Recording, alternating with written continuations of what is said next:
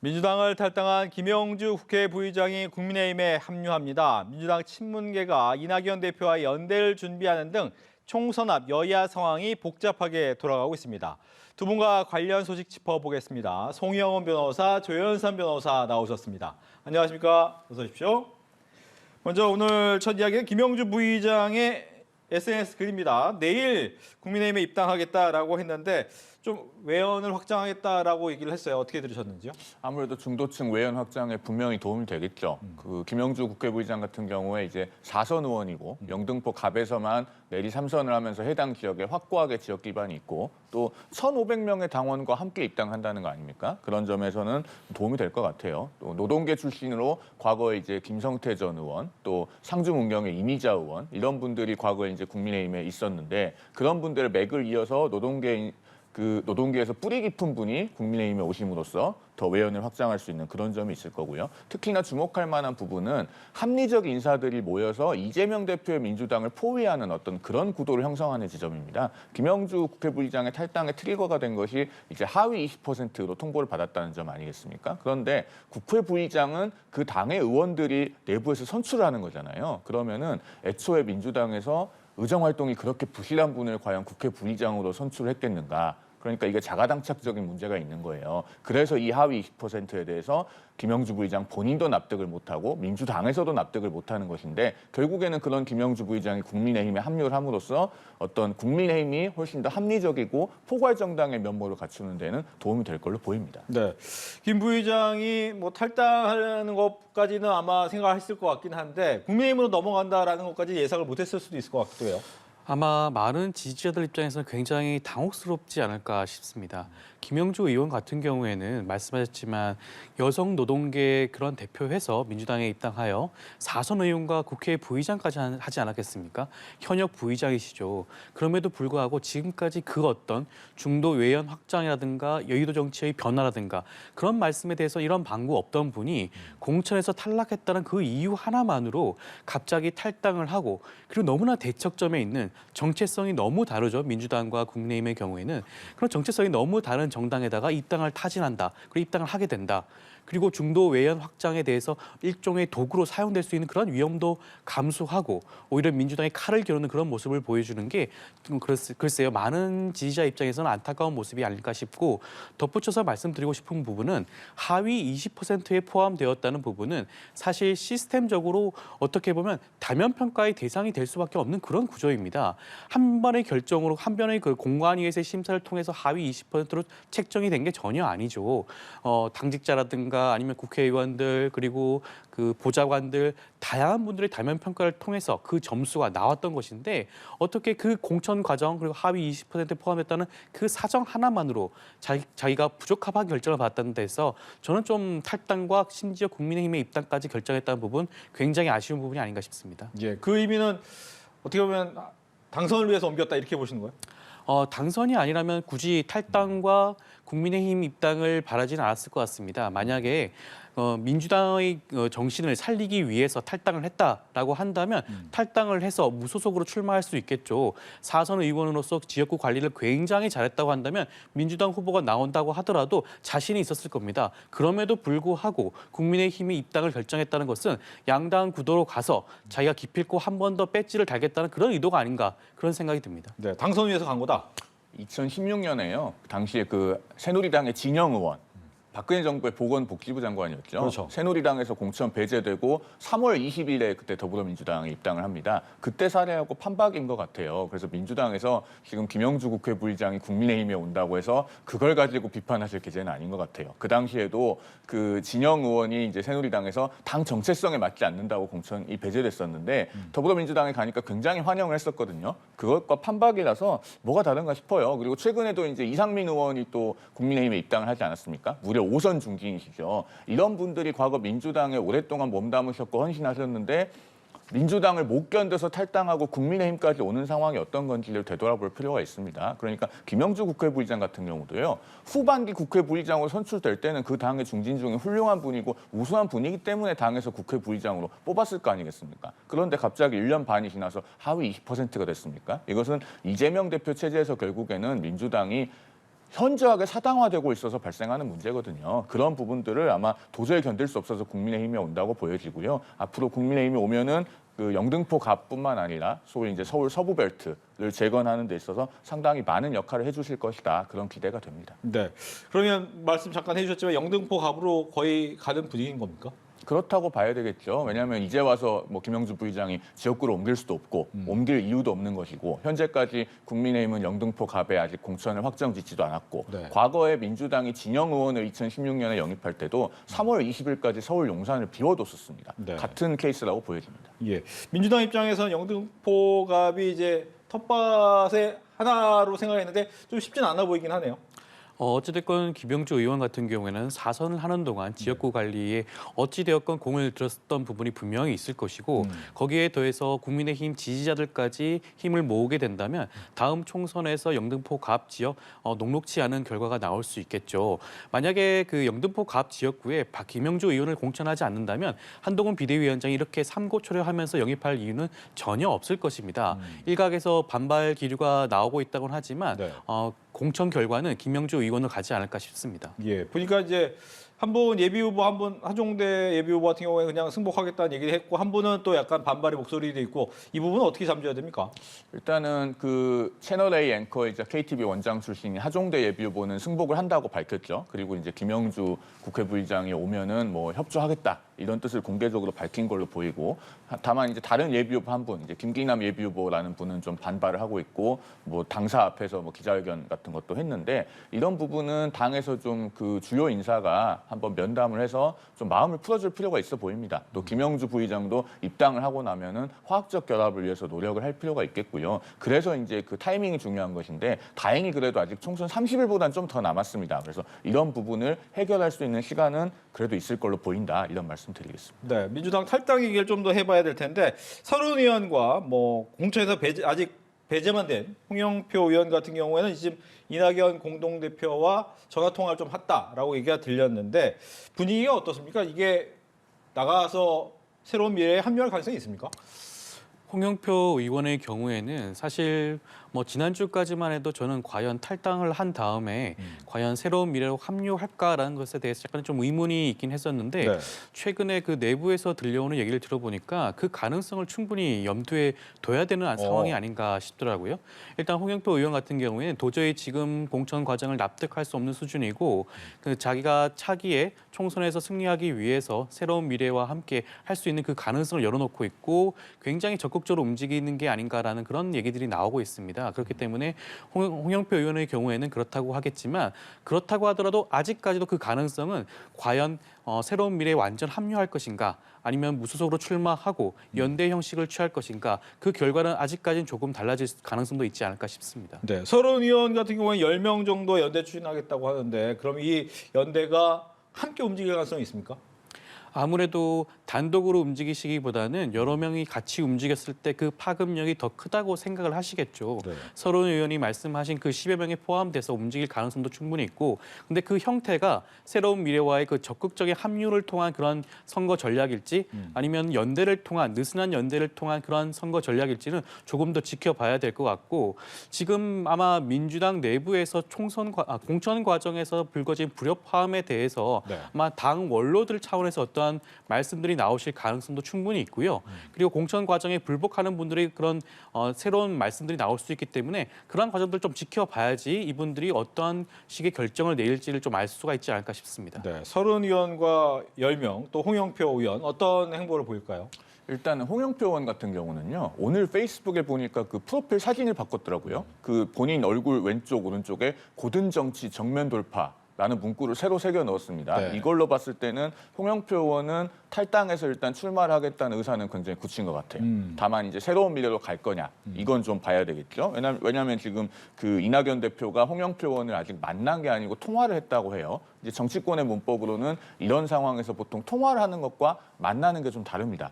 김영주 국회부의장 같은 경우도 이제 한동훈 비대위원장을 공개적으로 만나고 이틀 뒤에 이제 입당하겠다 지금 표명을 한 거 아닙니까? 그래서 만난다는 것은 그래도 어느 정도 의사결정이 가시화, 구체화 됐을 때 만나는 것이고 통화는 그것보다 좀 낮은 단계이기 때문에 홍영표 의원의 합류 여부는 조금 봐야 될 것 같고요. 그다음에 서른 의원은 지금 오늘 한 경제지와의 전화 통화에서 뭐라고 밝혔냐면 새로운 미래와 이미 같이 가기로 했고 원칙도 정했다. 합류 조건과 명칭 등 그 실무적 협의를 진행하고 있다. 이렇게 얘기를 했습니다. 그러니까 서른 의원의 어떤 의사결정의 정도는 홍영표 의원보다는 훨씬 높은 것 같아요. 그리고 이제 몇 명이 규합되는지를 좀 봐야 될 거고. 근데 전반적인 상황을 보면 원래 오늘 이낙연 대표가 광주 출마 기자회견을 예고하고 있었는데 그렇죠. 훨씬 더 중요한 일이 있다는 이유로 연기를 하지 않았습니까? 그런 점에서 봤을 때는 뭔가 물밑에서 이 소위 민주연대라고 하는 분들의 합류를 위한 작업이 상당히 긴박하게 돌아가고 있고 아마 길어야 한 이틀, 사흘 정도 지나면은 뭔가 가시적인 결과가 나오지 않을까 저는 그렇게 봅니다. 예, 일단 이제 뭐 연대의 가능성을 내비치거나 아니면 탈당하신 분들의 입장도 있겠지만 임종석 전 실장 같은 경우에 내부에서 계속 재고 요청을 하거나 자신의 목소리를 내고 있는데 이낙연 대표와 만났다는 소식은 있단 말이죠. 어떤 새로운 행보가 가능성이 있습니까? 임종석 실장은 사실 친문 또는 비명의 상징적인 인물이시죠. 네. 그렇기 때문에 당 원로라든가 많은 분들이 임종석 전 실장에 대해서 공천에 배려하는 것이 당의 그 화합과 통합을 위한 길이 아닌가라는 그러한 고언들을 아마 이재명 당대표에게 많이 한 것으로 알고 있습니다. 그럼에도 불구하고 결과적으로는 전략 공천을 통해서 배제가 되었죠. 그렇다고 하더라도 임종석 전 실장의 경우에는 탈당과 새로운 미래 연대의 가능성은 결과적으로 좀 낮지 않을까 싶습니다. 임종석 전 실장의 경우에는 그 상징성이 가지는 게 굉장히 무게감이 있죠. 만약에 탈당을 하게 되고 그 탈당을 해서 이낙연의 새로운 미래에 합류한다. 그것 자체가 친문과 친명 간의 갈등이 폭발할 수 있는 그런 중요한 계기가 될 수 있다. 그렇기 때문에 그 부분을 우려해서라도 주위의 그런 여러 가지 고언을 듣고 결과적으로는 잔류를 선택하지 않을까라는 생각이 들고요. 네. 아마 임종석 전 실장 입장에서는 이번 총선을 건너뛰고 다음 차기 당대표 선거라든가 아니면 차기 지방선거라든가 여러 가지 차기 선택을 하지 않을까 그럴 가능성도 있지 않을까 싶습니다. 예, 말씀하신 것처럼 만약 차기를 더 생각하게 된다면 이재명 대표 입장에서는 더 불안한 거 아닙니까? 이재명 대표 입장에서는 그런 당권과 관련해서 친문 쪽의 그런 입장이 서게 된다면 좀 불안한 부분이 분명히 있을 수는 있겠죠. 하지만 어떤 전대든 간에 기존 기득권과 거기에 대항하는 비명간의 갈등은 충분히 있을 수가 있습니다. 아직까지 8월 전대까지는 시간이 남아 있고요. 총선 결과도 지켜봐야 되기 때문에 일단 그 시간이 지나서 봐야지만이 지금 임종석 실장이 다음 당권에 도전했을 때 그 위기감과 무게감을 느낄 수 있지 않을까 싶습니다. 네, 임종석 전 실장의 거취. 결국 이 비명 행사라고 하는 이 공천 파동은 네. 결국 그 근본을 들여다보면 민주당 내부에서의 그 세력 싸움이거든요. 그러니까 친명계는 소위 비명계에서 차기 당권에 도전할 수 있을 가능성이 있는 주자들은 미리 좀 배제하고 싶은 그런 그 움직임이 있는 거예요. 그러다 보니까 이제 임종석 전 실장이 뚜렷하게 이제 당에서 이유도 제시하지 못하면서 컷오프가 된 건데 그 연장선상에서 봤을 때 임종석 전 실장은 본인이 차기 당권에 도전할 의사가 있다면은 저도 당에 남을 가능성이 있다고 봅니다. 왜냐하면요, 과거 이제 박근혜 대통령 같은 경우에도 2008년에 친박계가 대거 공천에서 배제됐을 때 본인은 당에 남으면서 친박계로 하여금 살아서 돌아오라 이런 메시지를 내지 않았습니까? 그렇게 해서 친박연대가 일부 성공했고 친박계 무소속도 살아서 돌아오는데 성공을 했단 말이에요. 임종석 전 실장도 사실은 그런 전례를 본받을 가능성이 좀 있어요. 이거는 두 가지 이유가 있는데 하나는 본인이 탈당을 해서 나갔을 때 나중에 적당한 시기에 민주당에 돌아와서 민주당 전당대회에 출마를 해야 되는데 그 전에 복당이 안 될 수가 있습니다. 뭐 민주당이 총선 이후에 뭐 비대위가 들어설지 이재명 대표가 계속 갈지 모르겠습니다만 어쨌든 8월에 전당대회가 있다는 거 아닙니까? 그 전에 그럼 복당을 해야 되는데 복당이 안 되면 어떻게 할 것인가 이 문제가 있고 그럼 복당이 안 되면은 그 만들어서 나간 정당이 합당을 해야 되는데 네. 과연 그건 될 거냐 하는 문제가 있어요. 이런 것들을 고려했을 때 임종석 전 실장은 여러 가지로 명분을 챙기면서 동료들로 하여금 살아서 돌아오라 이렇게 응원을 하고 본인은 민주당 내에 남는 길을 선택하지 않겠는가 저는 그렇게 예상해 봅니다. 알겠습니다. 이재명 대표가 개항을 해 단수 공천이 되면서 결과적으로 원희룡 전 장관과의 매치가 성사된 거군요. 이재명 대표 입장에서는 단 한 번도 출마하지 않겠다는 말씀을 하신 적이 없죠. 개항을 이미 신청을 한 상태였고요. 관련해서 면접도 이미 진행이 되었습니다. 그렇기 때문에 최근에 단수 공천이 확정이 되었으니까 이제 원희룡 전 장관과의 대결이 확정적으로 되었는데요. 네. 이미 국민의힘에서는 이재명 당대표를 둘러싸고 일종의 포위 전략을 구사하는 것으로 보입니다. 원희룡 전 장관을 포함해서 여러분들을 내세우고 있죠. 그렇다고 하더라도 그 지역 자체에 매몰될 가능성은 굉장히 낮은 게 이재명 당대표는 차기 총선에서 총선 자체를 진두지휘할 선장의 역할을 할 가능성이 굉장히 높습니다. 네. 전국적으로 민주당의 지지도를 끌어올리고 후보들을 당선시킬 수 있는 그런 역할을 맡을 가능성이 굉장히 크기 때문에 물론 지금 명룡대전이라고 이름을 붙이고 있지만 명룡도전에 국한되지 않을 가능성이 굉장히 높지 않을까 싶습니다. 예, 빅매치 성사 가능성이 있지만 지역적으로 좀 민주당한테 유리한 지역이다 이런 평가가 좀 있어요. 기본적으로 이제 이재명 대표가 지난 보궐선거 때 얻은 55.2%의 득표를 생각하면은 개항을 지역이 분명히 민주당이 유리한 지역인 것은 맞죠. 그런데 소위 이제 명룡대전으로 이게 이슈화되면서 전국극으로 주목을 받고 하다 보니 그 지역에서도 이게 이미 승부가 정해진 게임은 아니고 뭔가 그 제로 베이스에서 다시 생각해봐야 된다는 그런 여론도 일어나고 있는 점이 있을 것이고 그다음에 원희룡 후보가 잘 보면은 상당히 이슈 메이킹을 잘하고 있습니다. 예를 들면은 뭐 이재명 후보하고 우연히 조우한 자리에서 옛날에 우리 그때 제주에서 축구로 만났는데 하면서 성남 FC를 상기시킨다든가 또 인천에서 오래 선수 생활을 한 그 이천수 씨를 후원회장으로 영입한다든가 또 공보물을 원희룡 후보 정도의 인지도가 되면은 사실 예비후보 홍보물을 안 보내도 되는데 이재명 후보의 자택을 포함한 그 10%의 유권자에게 일일이 발송을 한다든가 이런 걸로 계속 이슈 메이킹을 하고 있거든요. 그러면서 아주 차곡차곡 이제 쫓아가는 모양새가 되고 있기 때문에 여기는 글쎄요. 승부가 미리 정해졌다고 보기는 좀 힘들고 그래도 본선거까지는 가봐야 되지 않을까 하는 생각은 듭니다. 알겠습니다. 국민의힘 얘기도 좀 더 해볼게요. 영남권 현역 3명 또 5선의 김영선 의원까지 하면서 지역 공천이 어느 정도 마무리가 되는 수순인데 현역 의원이 한 여러 명 정도 배제가 됐습니다. 현역 불패 논란을 벗어날 수 있습니까?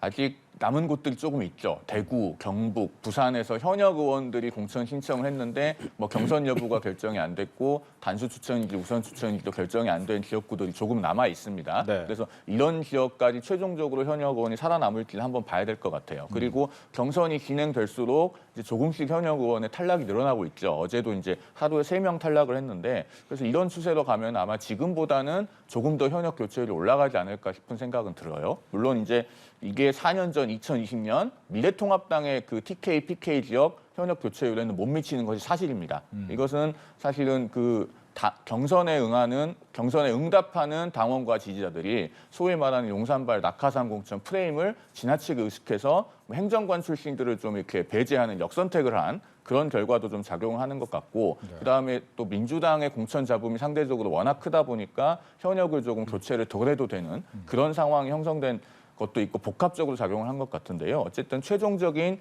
현역 교체율이 4년 전보다 못 미칠 것은 분명해 보이고 네. 그렇다면은 이런 부분은 남은 지역 특히 이제 강남권 공천, 그다음 비례대표 공천을 통해서 좀 새 인물들을 많이 신선한 인물을 등용함으로써 좀 보완을 해야 되지 않을까 이런 생각이 듭니다. 예, 현역 이야기.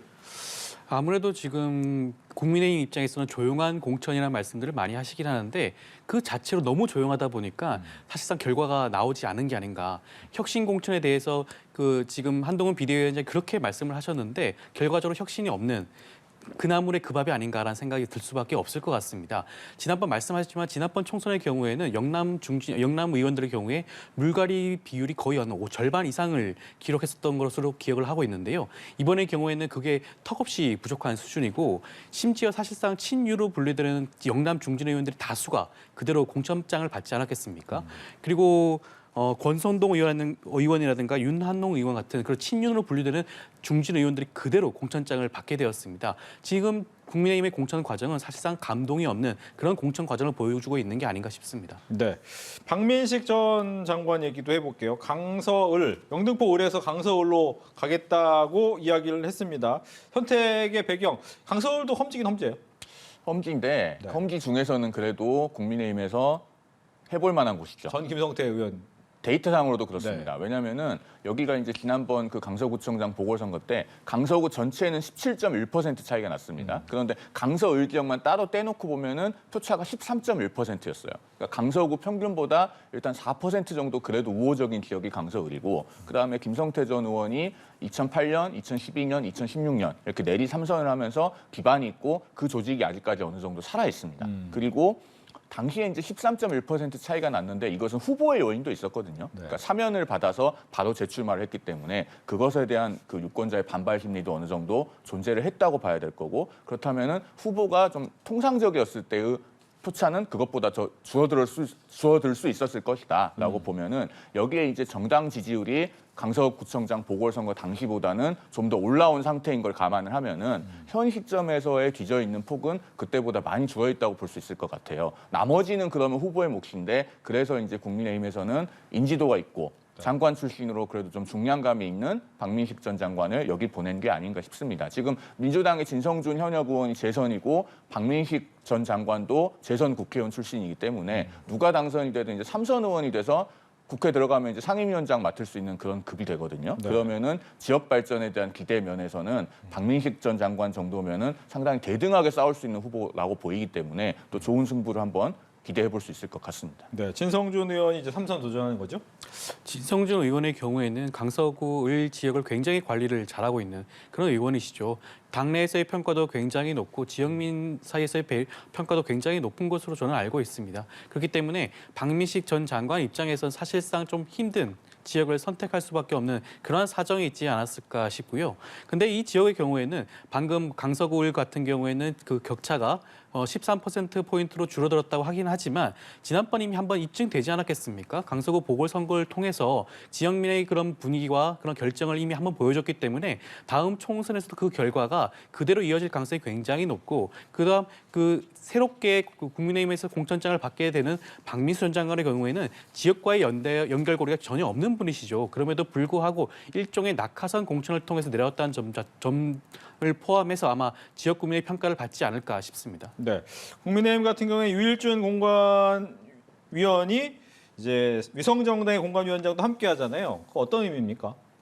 뭐 이걸로 인해서 어떤 비례정당의 의사결정이 모당과 따로 노는 일을 좀 방지하려는 그런 건 있는 것 같아요. 그리고 이제 그 유일준 공관위원 같은 경우에 이제 그 클린 공천 지원단이라고 해서 이번에 국민의힘에서 후보들이 지원 서류를 제출하면은 뭐 도덕성이나 혹은 법적인 것에 흠결이 없는가, 그거를 다 스크린하는 그 클린 공천 지원단을 유일준 공관위원이 이끌었습니다. 그런 점에서 사실은 비례정당에서도 마찬가지 작업을 통해서 굉장히 정교한 스크리닝을 해낼 수 있을 걸로 보여요. 그리고 그 지금 공관위에 참여를 했기 때문에 이 공관위가 어떤 컨셉을 갖고 지금 인재를 발굴하고 등용을 하고 있고 이걸 가장 잘 아는 분 아니겠습니까? 그러면 이것이 비례정당의 어떤 공천 과정에도 오롯이 그대로 반영이 됨으로써 그 기조가 통일되는 그런 효과가 있을 걸로 보입니다. 민주당 입장에서는 민주연합과 함께 이제 비례위원을 구성을 해야 하다 보니까 참신한 인물이 더 필요할 것 같다라는 생각이 들긴 해요. 어떻게 진행됩니까?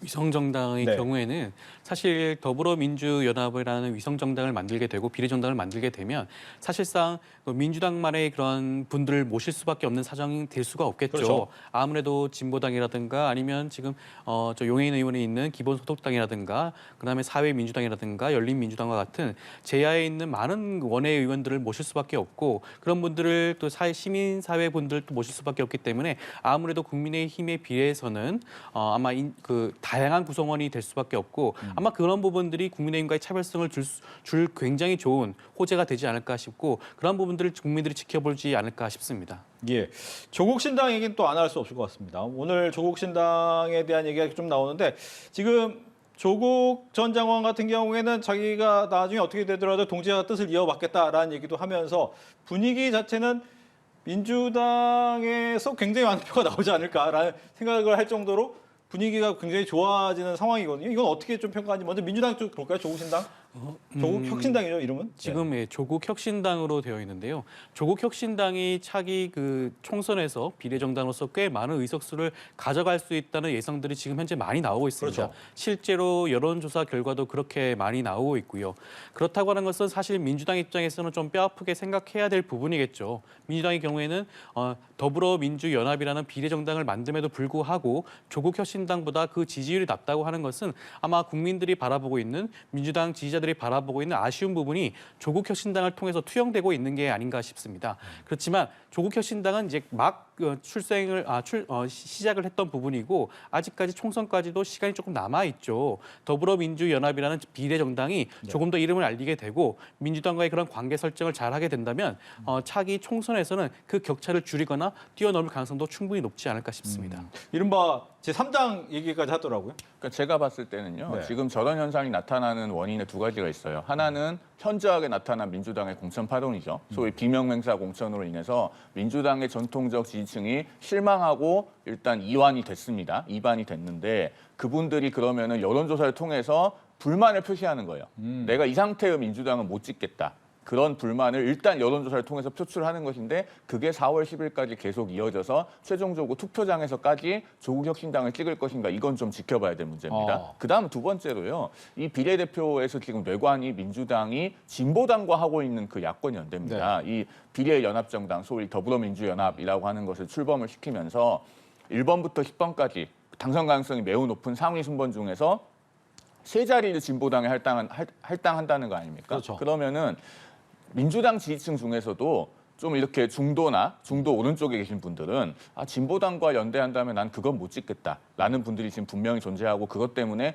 민주당의 정당 지지율보다 역시나 비례연합정당의 지지율이 낮게 나오는 측면이 있다고 봅니다. 그러면은 그분들이 또 어딘가를 선택을 해야 되는데 일단 여론조사에서 별다른 선택지가 없는 거죠. 그러다 보니까 조국 혁신당을 또 선택을 하고 이런 상황이 벌어지고 있는 걸로 보여요. 다만 이것은 아직 30여일이 남아있기 때문에 뭐 사전 투표율이나 본 투표율까지 최종적으로 연결이 될지는 좀 지켜봐야 될 문제입니다. 예. 이야기해 주셨지만 진보당이라는 것이 이제 민주당 입장에서는 야권의 확대라는 측면에서 갖고 왔는데 거기에 대한 불만을 갖고 있는 사람이 있을 수 있다. 그렇기 때문에 오히려 지지가 떨어질 수 있다라고 지적을 하신 거잖아요.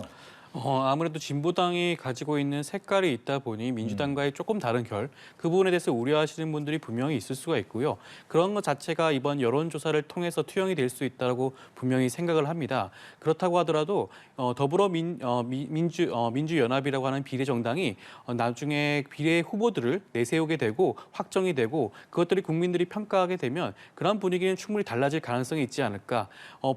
많은 분들이 우려했던 부분들이 굉장히 많이 상쇄될 수 있는 그런 후보들을 낼 수 있지 않을까 싶습니다. 네, 제3지대 하니까 하나만 더 해볼게요. 하나 같은 경우에 이준석 지금 대표 같은 경우에 화성 얘기 나왔잖아요. 그러면 원래 본인은 이제 노원 가려고 하다가 그동안 이번에는 다른 곳을 선택을 한 건데 이건 어떻게 봐야 되는지. 그러니까 바로 지금 말씀하신 그 부분이 문제인 게 이준석 대표가 페이스북에도 뭐 화성을에 출마를 한다고 이렇게 짧게 올렸는데 거기에 기존에 본인을 3번이나 찍어준 노원병 유권자에 대한 어떤 미안함의 표시가 없어요. 노원병이라고 하는 지역구가 지금 물론 노원구가 의석수가 3개에서 2개로 줄어들긴 합니다만은 노원병이 지도상에서 없어지는 게 아니지 않습니까? 상계동이 없어지는 게 아니에요. 그러면은 본인이 거기에 왜 재출마를 할 수 없는지에 대한 이유를 밝히고 상계동 주민들께 사과를 하는 게 도리예요. 그러고서 내가 화성을에 뭐 간다, 어떤 이유로 간다 이걸 밝히는 게 순서인데 그건 없고 그냥 선거공학적인 계산으로 지역구를 옮기는 것처럼 보여요. 그리고 이 화성을이라고 하는 지역구는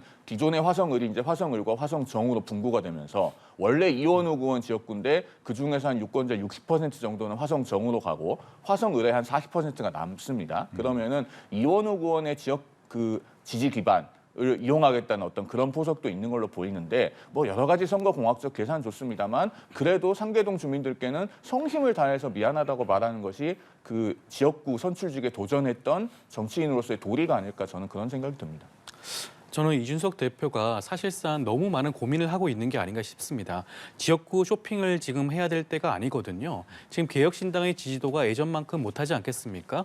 지난번 이낙연 신당과의 그런 합당 파동 이후에 굉장히 많은 지지자들이 빠져나간 상황에서 이런 식으로 지역구를 결정하지 못하고 이 지역 저 지역을 가보는 것 자체가 개혁신당이 처해 있는 지금의 입지를 보여주는 게 아닌가 싶습니다.